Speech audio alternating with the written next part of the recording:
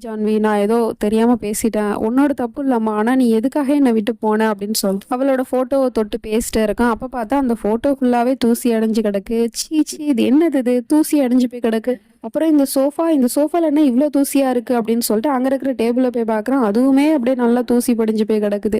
ரொம்ப நாளா வீட்ட யாரும் கிளீன் பண்ணல. ஸோ அதனால வீடெல்லாம் அப்படியே அசிங்கமா கிடக்குது. அத பார்த்துட்டு அந்த தூசியிலேயே ஐ ஹேட் யூ அப்படின்னு சொல்லிட்டு எழுதி வச்சுட்டு, அதுக்கப்புறம் கீழ போய் உட்கார போறான். அந்த இடமும் தூசியா தான் இருக்கு. உடனே போட்டிருக்க சட்டைய அவுத்து கீழ போட்டு அதுல உட்காந்து சொல்லிட்டு இருக்கான். "நீ என்ன நினைச்சிட்டு இருக்க ஜான்வி? நீ இல்லாம ஒரு வாழ்க்கை என்னால வாழ முடியாதா? நான் வாழ்ந்து காட்டுறேன். இந்த விராஜ் டோப்ரால் யாரையும் சார்ந்து இருக்க மாட்டான். நீ போயிட்டா அண்ணா இதெல்லாம் யாரும் செய்யறதுக்கு ஆளா இல்ல. நான் இப்பவே ஒரு வேலைக்காரனை வச்சுக்கிறேன்" அப்படின்னு சொல்லிட்டு ஆஃபீஸ்க்கு கால் பண்ண போறான். அப்ப திடீர்னு என்ன நினைச்சான்னு தெரியல, நம்ம ஹீரோயினோட ஞாபகம் வருது.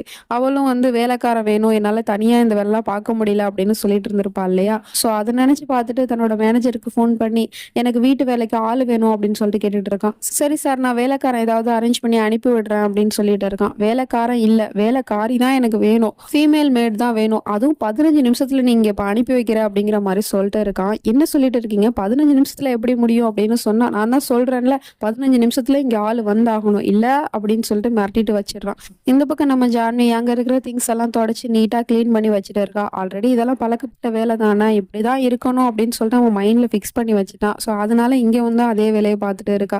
"என்னம்மா பண்ணிட்டு இருக்க சியா? அதெல்லாம் கிளீனா தான் இருக்கு. சரி வா, நீங்க வா, உன்கிட்ட ஒரு விஷயம் பேசணும். என் பொண்ணு நல்லா பாட்டு பாடுவா. அவளை பாட சொல்லி நான் நாள் ஃபுல்லா கேட்டுட்டு இருப்பேன். ஆனா இப்ப பாரு, அவ இங்க இல்ல. அவ லண்டனுக்கு போயிட்டா. அதனால அவளோட பாட்டையும் நான் ரொம்ப மிஸ் பண்றேம்மா. சரி அதனால என்ன? நீ தான் இப்போ வந்துட்டில்ல, நீ எனக்காக ஒரு பாட்டு பாடேன்" அப்படின்னு சொல்லிட்டு கேட்டுட்டு இருக்காங்க. "பாட்டா? பாட்டுலாம் எனக்கு பாட தெரியாது ஆண்டி" அப்படிங்கிற மாதிரி சொல்லிட்டு இருக்கா.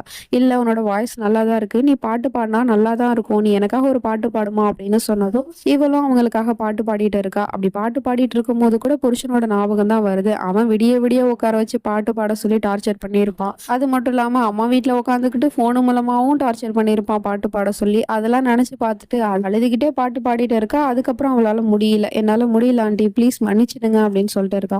"மன்னிப்பா? எதுக்காக இதுக்கெல்லாம் போய் மன்னிப்பு கேட்டுட்டு இருக்க? வாமா" அப்படின்னு சொல்லிட்டு அவள அப்படியே ஹக் பண்ணிட்டு இருக்காங்க. அப்ப இவங்க மனசுக்குள்ளேயே ஓடுது, இவளுக்கு என்னதான் பிரச்சனைனே தெரியல. ஆனா இவ மனசுல ஏதோ ஒரு கவலை இருக்கு.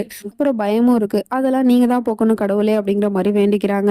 இந்த பக்கம் இந்த பையன் போன்ல கவுண்டர் ஸ்டார்ட் பண்ணிட்டு உட்காந்துருக்கான். 15 நிமிஷம் ஆக போகுது. அந்த மேனேஜர் ஏன் இன்னும் ஆள் அனுப்பல அப்படிங்கிற மாதிரி யோசிச்சுட்டு இருக்கான். அப்பதான் கரெக்டா காலிங் பெல் அடிக்கிற சவுண்ட் கேக்குது. இவன் உடனே டோரை ஓபன் பண்ணி பார்த்தா அங்க ஒரு பொண்ணு வந்து நிக்கிறா. "நீங்க இந்த மாதிரி வேலைக்கு ஆள் கேட்டீங்களாமே, நான் தான் வந்திருக்கேன்" அப்படின்னு சொன்னது, "உள்ள வா, போய் வேலையை பாரு" அப்படின்னு சொல்லிட்டு அனுப்பி வச்சிடுறான். "பரவாயில்லையே, 15 நிமிஷத்துல ஆள் அனுப்பிச்சிட்ட, வெரி குட்" அப்படிங்கிற மாதிரிலாம் சொல்லிட்டு இருக்கான் மனசுக்குள்ளேயே. அப்புறம் உள்ள போய் ட்ரெஸ் சேஞ்ச் பண்ணிட்டு அந்த பொண்ணு வேலை பார்த்துட்டு இருந்தா, அதை இவன் நோட்ட விட்டுட்டு உட்காந்துருக்கான்.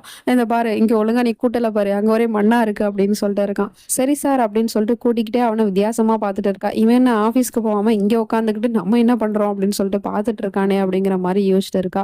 அதுக்கப்புறம் போட்டுட்டு இருக்கும் போது அவன் வந்து அப்படியே கீழே குனிஞ்சுக்கிட்டு உத்து பார்த்துட்டு இருக்கான். மைல்டா சின்ன கோண்டு இடத்துல கூட அழுக்கு இருக்கக்கூடாது அப்படின்னு சொல்லிட்டு பார்த்துட்டு இருக்கான். இவன் என்ன பண்றான் அப்படிங்கிற மாதிரி இவளும் பார்த்துட்டு இருக்கா.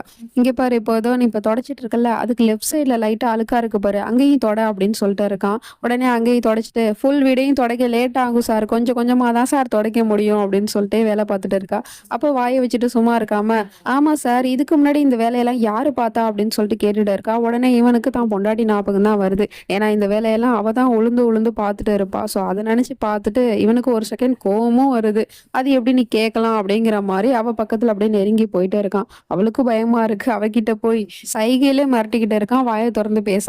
அவன் அப்படி என்ன மிரட்டுறான் அப்படின்னா, "வாயை மூடிக்கிட்டு உன்னோட வேலையை மட்டும் பாரு, அதையும் மீறி நீ வாயை திறந்த அப்படின்னா உன்னோட நாக்கு நான் வெட்டி போட்டுருவேன்" அப்படிங்கிற மாதிரிலாம் மிரட்டிட்டு இருக்கான். உடனே அந்த பொண்ணும் பயந்து போயிடுறா. சரியான சைக்கோ கிட்ட வந்து மாட்டிக்கிட்டோமே அப்படிங்கிற மாதிரி.